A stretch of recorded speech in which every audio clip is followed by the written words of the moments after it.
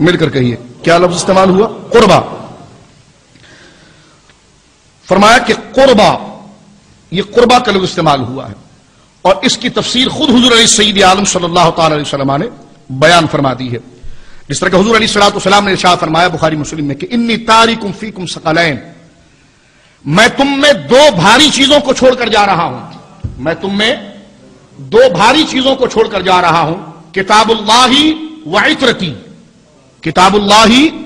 و عطرتی، اور ایک روایت میں ولی قرابتی، جو قرآن نے لفظ استعمال کیا ہے ولی قرابتی، یعنی میں تم میں دو چیزیں چھوڑ کر جا رہا ہوں، ایک کتاب اللہ اور قرابتی، جو یہاں پر اگر قرابت کا معنی عام نہیں، حضور علیہ الصلوۃ والسلام نے اصلاً اس معنی کو جو لیا ہے، اس میں صحابہ بھی داخل ہیں، سب داخل ہیں، لیکن غدیر خم پر جو حضور نے خطبہ مرحمت فرمایا ہے، غدیر خم کے مقام پر جو حضور نے خطبہ مرحمت فرمایا، اس میں کئی الفاظ آئے ہیں، اور یہ جو قرآن کا لفظ ہے الا المودۃ فی القربى، کہ میں تم سے نیکی پر، میں تم سے دین کی اس تبلیغ پر کسی چیز کے اجر کا تقاضا نہیں کرتا، کوئی سوال نہیں کرتا، اس پر تم سے میں کوئی اجر کا متقاضی نہیں ہوں، کوئی صلہ تم سے نہیں چاہتا، کوئی بدلہ تم سے نہیں چاہتا، ہاں اگر تم میرے دل کو خوش کرنا چاہو اور میری خوشی کے لیے تم نے یہ اہتمام اور جد و جہد کیا ہے تو الا المودۃ فی القربى، تم میری قرابت داروں سے محبت کرو، تم میرے قرابت داروں سے محبت کرو. اس قرابت میں صحابہ یقیناً داخل ہیں، لیکن امت کا اور لغت کا اس بات پر بالکل اجماع ہے کہ قرابت کا لفظ جب مطلق بولا جاتا ہے تو اس میں وہ لوگ مراد ہیں جو حضور کے قریبی ہیں، جو حضور کے قریبی ہیں. اب حضور کے قریبی دو قسم کے لوگ ہیں، حضور کے قریبی دو قسم کے لوگ ہیں. ایک وہ لوگ ہیں حضور کے قریب کہ جو حضور علیہ الصلوۃ والسلام سے جنہوں نے دین لیا اور اس پر عمل کیا، وہ صحابہ کرام، یقیناً وہ بھی قرابت میں داخل ہے. لیکن وہ لوگ جنہوں نے حضور سے دین تو لیا، جن کے رگو پے میں حضور کا خون ہے، اس سے زیادہ قریب کون ہو سکتا ہے؟ قرابت میں اولاد تو بدرجہ اولا داخل ہے، قرابت میں اولاد بدرجہ اولا داخل ہے. یہ کہنا کہ جناب سادات کے نسب کی وہ حیثیت نہیں، اس حیثیت تو قرآن نے ذکر کیا ہے الا المودۃ فی القربى، محبوب ان سے کہو کہ میرے قرابت داروں سے محبت کریں، میرے قرابت داروں سے محبت کریں. اگر خاندانوں کا کوئی عمل نہیں، خاندانوں کی کوئی حیثیت نہیں، کہا جاتا ہے یہ اللہ کی بارگاہ میں جو چیز پہنچے گی وہ عمل پہنچے گا، عمل پہنچے گا، تو میں نے کہا یہ حضور کی اولاد سے محبت کیا یہ اچھا عمل نہیں ہے؟ آپ یہ کہتے کہ جناب عمل کام آئے گا، عمل کام آئے گا، تو میں پوچھتا ہوں یہ حضور کی اولاد سے جو محبت ہے یہ عمل نہیں تو اور کیا ہے؟ بلکہ کہا گیا یہ ایسا عمل ہے جو ایمان کو ضائع ہونے سے بچا لیتا ہے، ایمان کو ضائع ہونے سے بچا لیتا ہے. تو یہ تمام چیزیں یہاں پر جو ذکر کی گئی ہیں وہ سید عالم صلی اللہ علیہ وسلم کی اولاد ہی کے حوالے سے ذکر کی گئی. ایک بات 22ویں پارے کی شروع میں جو ذکر ہوا ہے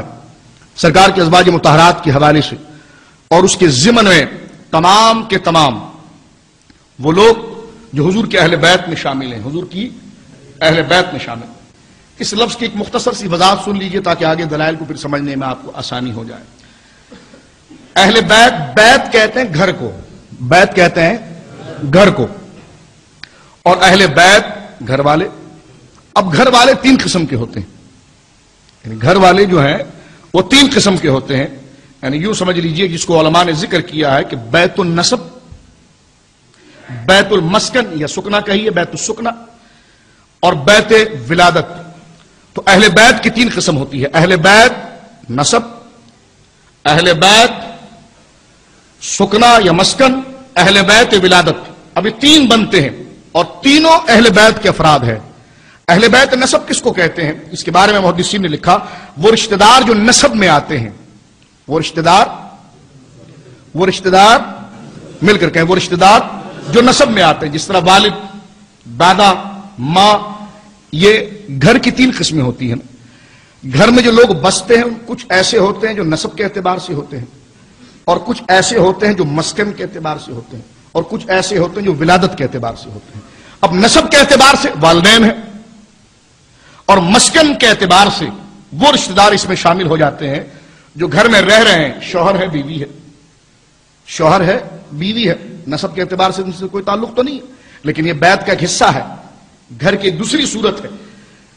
گھر کی ایک دوسری جہت ہے، اور تیسری چیز جو ہے وہ بیت ولادت ہے، یعنی گھر کے وہ گھر میں رہنے والے وہ لوگ جو اس گھر میں جن کی نسل چلی ہے، یعنی اولاد،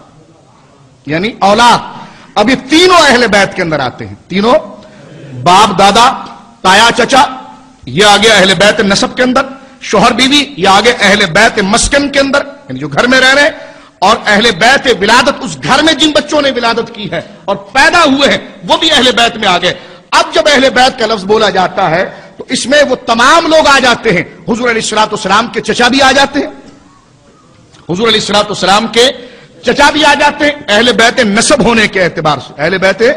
نسب ہونے کے اعتبار سے، حضور کی تمام ازواج آ جاتی ہیں اہل بیت مسکن ہونے کے اعتبار سے، حسنین کریمین اور قیامت تک کے تمام سید آ جاتے ہیں اہل بیت ولادت ہونے کے حوالے سے۔ اور جب قرآن ڈائریکٹ اور مطلق کہتا ہے اہل بیت،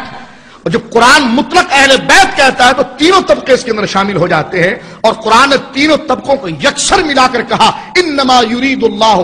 لیذھب عنکم الرجس اہل البیت۔ اے محبوب، اور انبیاء نے تو ہم سے یہ کہا تھا کہ یا اللہ ہماری اولاد کو صاف ستھرا کر دے۔ محبوب، جہاں تجھے دیگر عظمتیں دی ہیں، یہ ایک اور عظمت کی جہت ہے کہ تو نے تو نہیں کہا ہم خود چاہتے ہیں کہ تیری اہل بیت کو پاک صاف کر دیں۔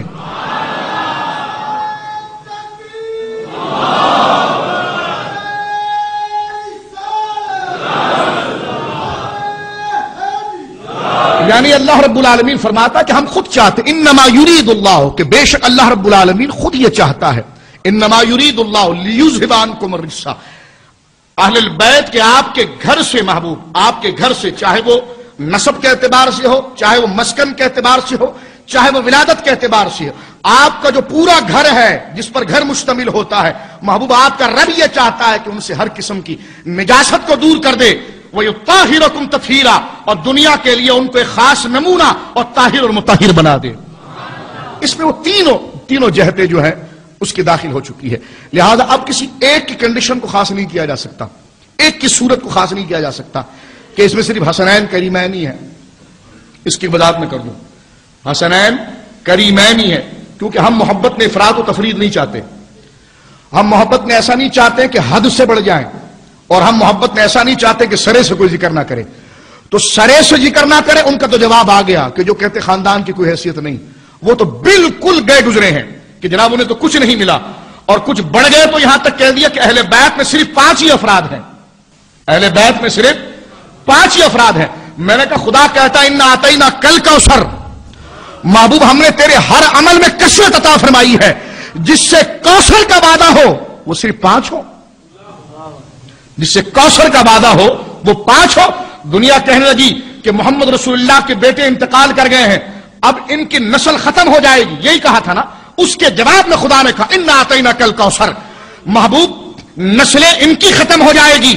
ہم نے تجھے کوثر عطا فرمایا ہے، یزید کی نسل کا تو شاید کوئی ایک نظر آئے، تیری اولاد تو چمکتی دھمکتی ہر علاقے میں نظر آئے گی۔ انا اعطینا کل کوثر، محبوب ہم نے آپ کو خیر کثیر عطا فرمایا ہے، فصلی لربک وانحر، بس آپ شکر ادا کیجیے اپنے رب کی طرف سے اور نماز پڑھیے اور قربانی دیجیے، ان شانیک هو الابتر، بے شک آپ کا جو گستاخ ہے اور آپ کے گھرانے کا جو گستاخ ہے اسی کی نسل کٹ چکی ہے، اسی کی نسل کٹ چکی ہے۔ یہ تو ایک لاجیکل جواب نہیں ہے، حقیقی جواب ہے کہ قرآن نے وعدہ کیا ہے آپ سے کثرت کا، اور کثرت سے مراد جو وعدہ کیا ہے اس کا شان نزول بھی آپ کے سامنے ہے کہ سورہ کوثر اتری کیوں تھی، ان لوگوں کا جواب دینے کے لیے اتری تھی جو یہ سمجھتے تھے کہ حضور علیہ الصلوۃ والسلام کا نسب پاک اب آگے گویا کہ جاری نہیں ہوگا، چلے گا نہیں۔ اب ایک تو سرے سے حضور کی اولاد سے محبت نہ کرنا، یہ بھی شیطان کا ایک بہت بڑا وار ہے، اور ایک بڑھ کر پھر اس میں بندر بانٹ کرنا، اپنی طرف سے حدیں باندھنا، تو یہ بھی گویا کہ افراد و تفرید کا ایک بڑی بھیانک صورت ہے۔ جب گھر کے اندر تمام افراد آ گئے تو پھر یہ نہیں کہا جائے گا کہ صرف پنجتن پاک ہی حسنین کریمین اور مولا علی، سید عالم صلی اللہ علیہ وسلم اور سیدہ زہرا، یہی 5 ہی اس میں مراد ہے، ایسا نہیں کہا جائے گا، ایسا نہیں کہا جائے گا۔ میں پوچھتا ہوں اگر وہ کہا جائے گا تو میں پھر پوچھتا ہوں کہ مجھے یہ بتائیے کہ امام زین العابدین